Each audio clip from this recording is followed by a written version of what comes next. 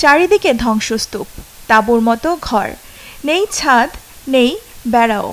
এর মধ্যেই বসবাস তাদের। পরিবারের সদস্যদের আনাগোনায় একসময় ভরপুর থাকত জায়গাটি, এখন শুধুই দুঃখ দুর্দশা।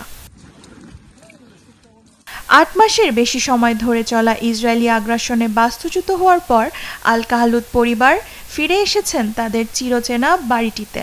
তবে এটি আর আগের মতো নেই।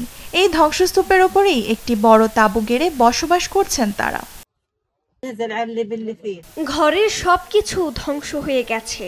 এখানে আমাদের একটি এডিটিং স্টুডিও ছিল, সেটিও আর নেই। কিছুই বাঁচাতে পারিনি আমরা। এগুলো পুরনো জিনিস, যতটা পারছি পরিষ্কার করছি। যুদ্ধ শুরু হওয়ার পরপরই শহীদ হয় কাহালুদের ছেলে। তার হাজার হাজার স্মৃতি রয়েছে এ বাড়িটি ঘিরে। তাই স্মৃতি বিজড়িত এই জায়গাটি ছেড়ে আর কোথাও থাকতে পারেননি তারা। এখানে অনেক স্মৃতি আছে আমাদের। কষ্টগুলো কাটিয়ে ওঠার চেষ্টা করছি। এ বাড়ি ছেড়ে অন্য কোথাও থাকতে পারি না। এমনকি আবার হামলা হলে ১-২ দিন বাইরে থেকে আবারও ফিরে আসব।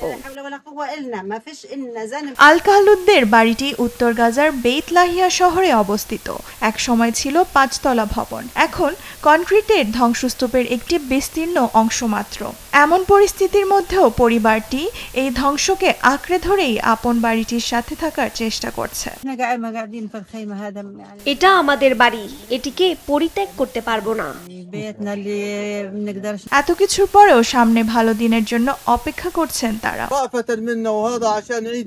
ঈদ উল আজহার জন্য সৃষ্টিকর্তা আমাদের প্রতি রহম করুন, যাতে পরের বছরও ঈদ পালন করতে পারি। আর প্রার্থনা করি ঈশ্বর যেন এই যুদ্ধ বন্ধ করে দেন।